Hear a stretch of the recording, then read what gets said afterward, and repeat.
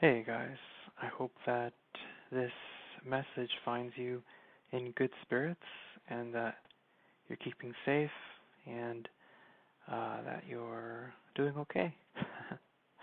It's nice to resume our schedule, our semester. So we're back. Uh, I know that things are tough right now, but I'm grateful for technology that we can resume our studies and continue forward as we proceed to learn new things and just continue learning and growing. So, with that being said, the first thing on the docket is this calendar update for the next two modules. So, currently we're module 10, and then module 11 is next week. Really quick before I go over it, I just want to point out that I actually just sent it out as an announcement. So if you go to announcement, you'll see that very document here. So I've uploaded it. So you can look at what I'm seeing. Okay, so really quick. So this week we do have our Entertainment as Political workshop. So that means that you're going to turn in your draft of at least 2 pages, and let's just we'll talk about that. But before we do that, I just want to remind you, just if you look ahead a bit, the Entertainment as Political, the actual rough draft, that's already due April 12th. So that's already not this Sunday, but the following Sunday. So next module, we have that due. So I'm sure that the peer review workshop is going to help a lot. So okay, so let's actually go into our module. And so I'm going to go into student view. I just want to make sure that I've published 10, just so that it could work. Okay, awesome. Good news. Okay, let's go to student view. Once we do that, then, okay, I'll see what you see. Okay, so last time, guys, we talked about textual analysis. We embarked on an entirely new journey because we entered a new thematic unit. With our last meeting, we went over our presentation on textual analysis and how to do it, and moving from denotation to connotation. And since this essay is exactly that, and it's asking for exactly that, where you're selecting a cultural artifact, and you guys did awesome with the Sneetch's thesis assignment that we did. So it's exactly that. And for this week, guys, we have this picture book analysis, which we did have slate to do in class, but we had slated to do in class. But hey, what are you going to do? The pandemic happened, and there's nothing we can do. So with that being said, we're just going to adapt. That's what we can do. We can adapt. So okay, so here's the task.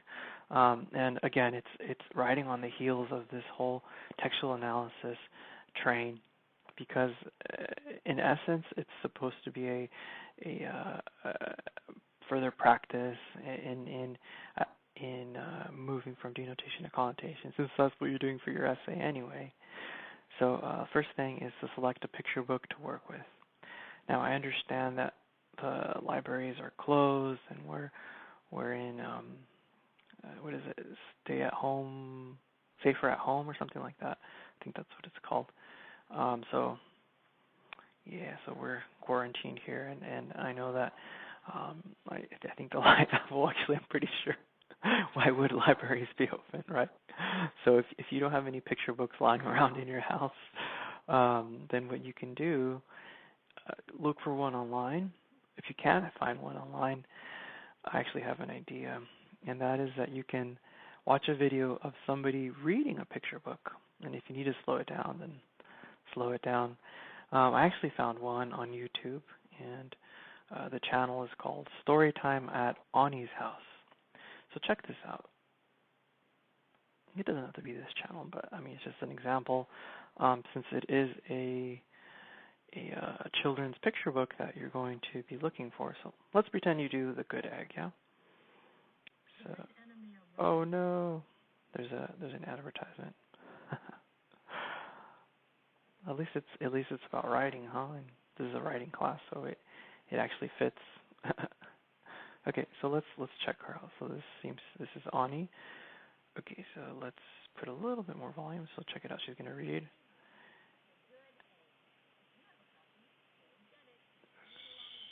Sweet. Oh, look, it has music and everything. Oh, sorry, that's her intro. Hello.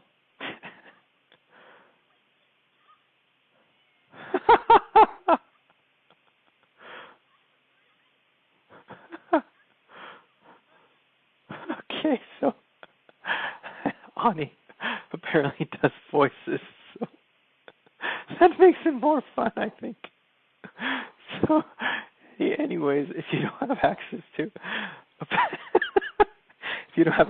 to a physical picture book, and of course you can't get to the library because we're in quarantine, then just like I said, just find a video of somebody reading a picture book, and then that could be your selection. And as they're doing that, take notes of things that you see, things that you notice, because those will be denotative details. And check this out, picture book details to consider. So if you download this, you'll remember the whole denotation and connotation. So look, what's actually happening are plot points, yeah? But then, like, if you look at the resolution and you consider the implication, okay, so like, because check this out, in fiction, there's a conflict. Well, how is the conflict resolved? And the way that the conflict is resolved is the ultimate takeaway for us as readers, and thus we're able to unearth the deeper message, right? So here's just some ideas, right? Maybe you're looking at something that is like an allegory where the setting is representative or symbolic of something else. Look at the illustrations. Look, how do the illustrations speak to a larger takeaway message? Or here, let me actually pull this up. Here, let's go to denotation and connotation chart. Here's another one that's going to be helpful. And yeah, so check this out.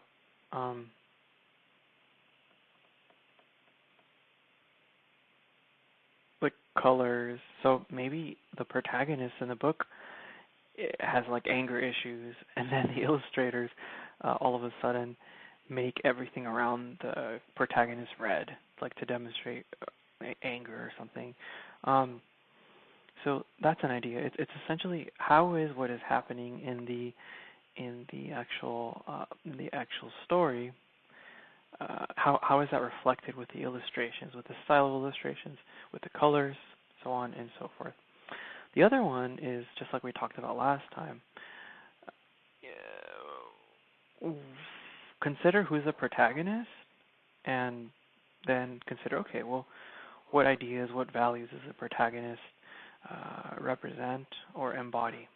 Thus, you can get to a deeper level meaning, which is connotation, and consider, okay, the protagonist. Let's pretend you're doing the Lorax. So the protagonist in the Lorax. The Lorax represents he's like a environmental activist, right? He speaks for the trees. So, with that being said, since he speaks for the trees, very much what's being glorified is conservation, right? And taking care of nature and all that. And the antagonist, who is the Onceler, represents industry and corporations and wanting to because he wants to steamroll over the forests, and it's that whole conflict of industry versus deforestation and nature, and so industry versus nature. Because I don't know if you guys ever realized, but where we build our are commercial businesses or apartment complexes or townhomes. There were animals there, and we're moving into into their territory, which is why in the city of Monrovia, there's often news of black bears coming down and people finding black bears in their backyard. But anyways, here's just some ideas, and I'm just asking that you move from denotation to connotation. And for this one, like seriously, just talk about what you find. You can be like, I don't know, you can be like, oh, who's a good one? Shel Silverstein. You can be like, in the story The Giving Tree by Shel Silverstein, you can say something like, I noticed that throughout the passage of the story's plot, the tree kept up a role as a comforter, someone who was a nurturer, like maybe you could say like a motherly role or something, or essentially just things that you notice. Like this doesn't have to be like this huge fancy thing, but like look, let me pull up these ideas again. Like for example, okay, maybe you'll notice some plot points that actually connect to real life. A good example of that is I actually once had students look at a book that was about the historical moment in time of Japanese internment camps and specifically Manzanar camp. So one thing you can look at is, okay, how is this historical moment represented by way of this book? Like how do the illustrations take on this historical moment? If it's a bleak moment, then how does the color composition work to achieve that emotional response? Like essentially just things that you notice. That's it. You don't have to get like to write like a master's thesis or doctoral dissertation. Just things that you notice. You can straight out say, I chose the book The Giving Tree. Yeah, you can use I, just like we saw with Irvin, right? I chose the book The Giving Tree by Shel Silverstein. This is a book that I always loved as a kid. Now that I'm able to revisit it as an adult, here are some of the things that had gone over my head when I was a kid, and then just talking about that. Because here's what I'm recommending that you do. As you're reading your children's picture book, or watching someone read it, take a paper and a pen and just jot down things that you notice. And I actually recommend that you do this very same thing with your upcoming essay for Entertainment as Political. So review your cultural artifact, and or if it's a movie, then rewatch it. If it's a music video, then rewatch it. If it's if it's a picture book, then reread it. And as you're doing that, be taking notes of things that you notice. So those things that you notice are surface level meanings. They're denotations, and they don't have any consideration of indirect suggestions yet. If you'll recall from our lecture, we talked about connotation as being deeper level meaning. So that does take into consideration indirect suggestion, social cultural overtones, implications, which are the so what, right? You could be like, okay, let me think of another story. Let me see. I'm kind of drawing a blank because I'm kind of hungry. But okay, let's return to the Giving Tree. So in the end, the kid becomes old, and then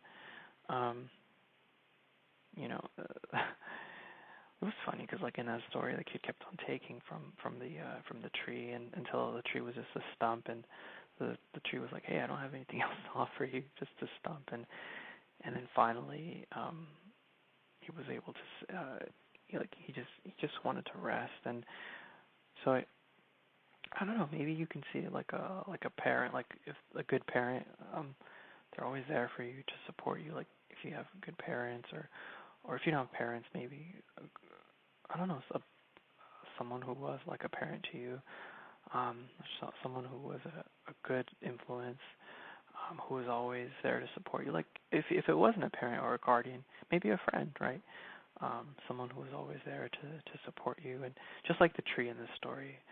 And so that move, actually making connections to real life, that's the that's connotation. That's a connotative move, because you're making connections, right, from surface level things to real life things. So do look at these charts for some ideas, and see what you come up with. Like I said, I'm not expecting this huge thing, but if you want to record a video of yourself, like talking about what you found, that's cool. You just go here. So type it or record a video. It's all good. Okay, so go to Insert, Edit Media. Actually, no, it's not that one. It's this one. They look so similar. So it's this one that looks like the YouTube. So then just go there and start recording. If you actually don't want your face to show or anything, just turn off the webcam, go to no video, and then you can just record an audio. But in any case, and then also choose at least one classmate's post. But I know you guys will do awesome with this. Like anything, like if you're really stuck, just look at like, okay, well, what's the deeper lesson in this story, or like what's the deeper meaning? Like what's the takeaway? Why do you think the writer and illustrator work together? Like what do they want kids or anybody reading this to get from it? And then once you do that, you can be like, well, how did you come to that conclusion? Like you just talk about that, like you can consider the illustrations and how the story ends, why you think it ends that way in relationship to what you think the writer and illustrator want us to take from it. So some ideas. Okay, so that's one thing. The next thing is our peer review workshop. So our class is fully online now. So I'll talk to you about how this is going to work. So I know we're just coming off of spring break, and so because I have two classes this term. I had one that met Monday, my other one my Wednesday. Hey to you guys, shout out. So because we're coming off of spring break, I'm giving you a little bit more flexibility. So please, by this Thursday, which will be April 2 by 11:59 p.m., I'm asking that you upload your rough draft for your Entertainment as Political essay. Okay, so at least 2 pages, and if it's like all convoluted and circular and all over the place, that's the point of drafts. Like no first drafts are ever awesome or perfect. There's no such thing. So just get out your ideas, and that's it. Okay, so by Thursday, 11:59 p.m. Beyond that, the link's going to close and won't let you submit. So then what's going to happen is that a minute after, which will be Friday midnight, the Canvas system is actually going to automatically assign 3 drafts to you from three classmates. So it's going to be your task to offer them feedback. And here's some workshop questions to consider as you're looking at your classmates' draft. Please highlight the thesis. Does it make it clear what their cultural artifact is, or are they just like being super general and speaking about artifacts, but they never make it clear where theirs is or anything like that? Is their cultural artifact sufficiently narrow? They're going to be like, okay, I'm going to tackle the whole Twilight Zone series, or the whole Star Trek: The Next Generation. No, like that's so tough. Just choose one episode. Or same thing, like if you're doing a graphic novel, like choose an episode. Sorry, not episode. What's it called? Issue. An individual issue. Like I guess I was thinking about like Batman or something. Or like, oh, speaking of Batman, if you're doing like Batman the Animated Series, choose an episode. Like that's what we mean. Okay.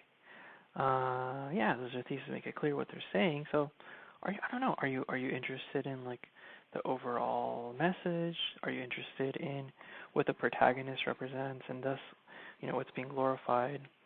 What does the antagonist represent? What's being vilified? Are you interested in some sort of historical connection, like we talked about last class? How with X-Men, there's a big parallel with civil rights, with American civil rights, and Professor X aligns with MLK's ideology, and Magneto aligns with Malcolm X's ideology. If you guys are really interested in that, the episode that I recommend is Enter Magneto. Enter Magneto. Yep, that's a cool one. So if you watch that episode, you can see those parallels there. The X right here. So with civil rights and you know, the connections between Professor X and MLK and Malcolm X and Magneto and Malcolm X. So all right.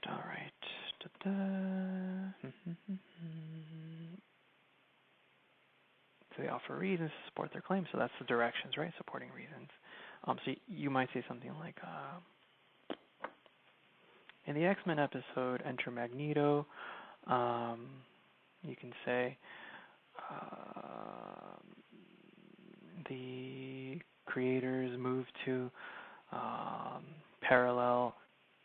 establish a parallel between the episode and American civil rights. Okay, so that's your claim. This is exemplified by way of the explicit parallels between the two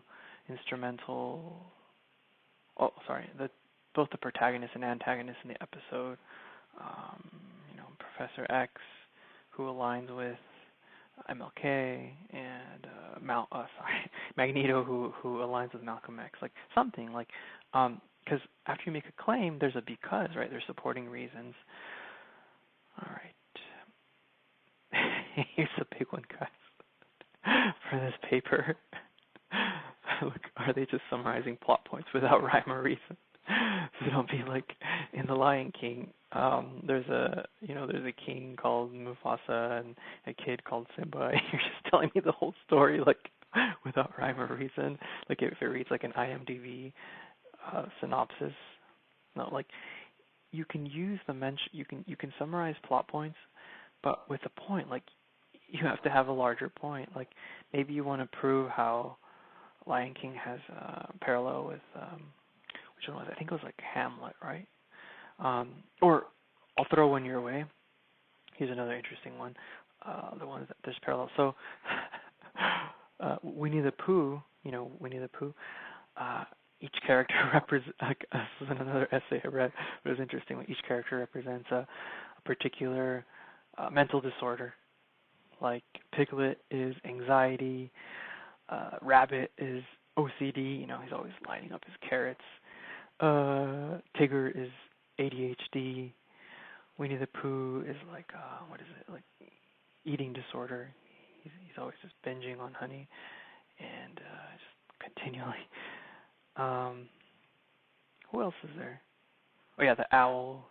He's like senility or something. Even though I don't know if that would be a mental disorder. Maybe like amnesia or something. I don't know. But anyways, just some ideas. So let me actually show you like how to actually do it. So yeah, so you're going to submit it here, and then you'll get your three drafts from your peers to review. So I actually pulled up one from another class. So check it out. When the time comes, this is how you're going to see it. And you're going to see here where it says peer reviews. Boom. And then you'll see, access denied. Yeah, because I'm in student view right now. That's why. Why is it doing this? Oh, I know. It wants me to get out of student view. That's why. Okay. Yeah, this is from a summer school class. I think I was at like the last one. Yeah, here we go. Okay, cool. So in any case, I mean, from your end, you're gonna see it like that. that thing we were looking at that says, should I just leave student view? I think I should. There. So it'll say peer review, and you'll see yours, the ones that have been assigned to you. So I actually just want to show you how to actually go ahead and leave comments on your classmates. So this is from another one, but so it's a little dashboard here. This one is if you want to maximize it, and yeah, so you'll get your rough draft. This one's a balloon, like if you want to make notes. Hello, or you could be like blah blah blah blah blah to there. This one's if you want to highlight. You can change the colors too. These are the colors. This one's if you want to add a text box. This one is if you want to cross out. And you can always leave little comments too, like marginal comments. This is an actual paintbrush. If you guys actually have like an Apple Pencil or something like that, it's pretty cool to use. With it, like it feels like a physical paper, like boom, boom, boom, boom, boom. I don't know. I guess I'm just having fun now, but just showing you how to do it. So maybe you want to like draw an arrow or something. Okay, so that's it. So anyways, after you leave your actual notes, you do want to leave actual feedback, like a message to your classmate. So you could do it one of various ways. Number one, just like write them out something. Like, because what I'm trying to say is don't only write them marginal notes, but write them out something. This will be the equivalent of you talking to them. Remember, you don't just want to say, here, it was good. No, you want to talk to your classmate about what you found, like have an actual conversation. So anyways, so you can type that out, and or you can leave them a message. So if you want to leave a video message, you just click here. If you don't want to leave a video message, you'd rather leave an audio message, then you can turn off the webcam, leave an audio message. So whatever it is that you do, please leave substantial feedback for your classmate and actual comments afterward. And where did I lose it? Let's return to where we were. Where are we? Entertainment is political. Yeah, this is where we were. Okay, guys. So I'm going to see that you have it done by Sunday, by 11:59 p.m. When I say have it done, I mean leaving feedback for 3 of your classmates, because beyond that, I actually won't credit you anymore. So make sure that you have it done by Sunday, that you have you've left your feedback by Sunday, and that you upload the draft by Thursday. So that's it for this week. Actually, we only have those 2 things. It's the picture book, textual analysis.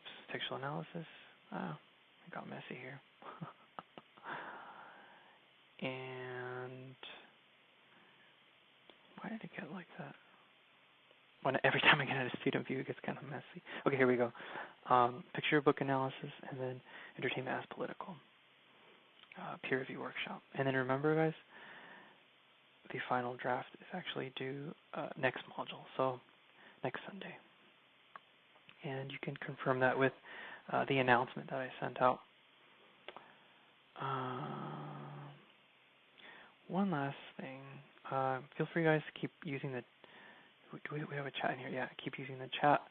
And another thing, actually, I'm gonna make a fun thing where it's a team building activity, and I'm just gonna keep adding it in.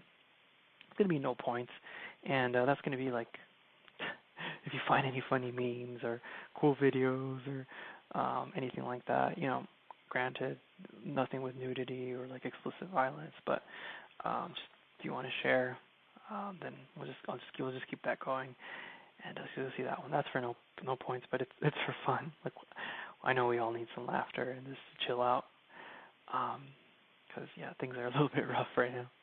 Other than that, guys, be well, be healthy, and enjoy your week.